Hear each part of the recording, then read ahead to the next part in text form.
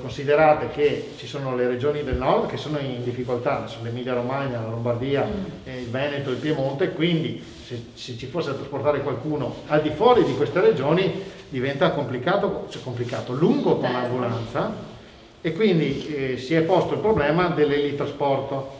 Il problema dell'elitrasporto ha due sostanzialmente criticità. La prima è che può contagiarsi l'equipaggio dell'elicottero, non è che possiamo fare senza.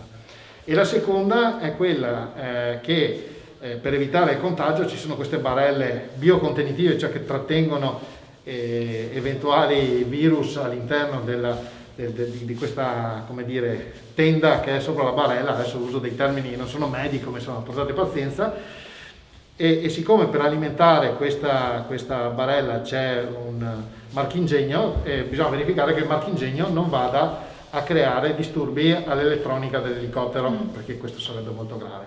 Abbiamo fatto i test, dal punto di vista delle interferenze non c'è problema con nessuno dei 4 elicotteri che abbiamo, però quello di Padova, che è un A109, è un po' più piccolo e quindi fisicamente non ci sta. Col 145 di Pieve, col 145 di Verona e col nuovo 169 di Treviso invece non ci sono problemi.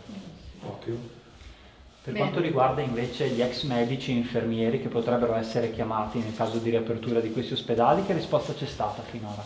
Ma guardi, la mia collega comunica i dati e c'è stato un buon risultato. Abbiamo avuto riscontri positivi sia da medici, insomma, personale sanitario che è andato in pensione, che si è messo a disposizione, anche alcuni medici di base che hanno comunicato la disponibilità al di fuori dell'orario lavorativo naturalmente di dare un supporto.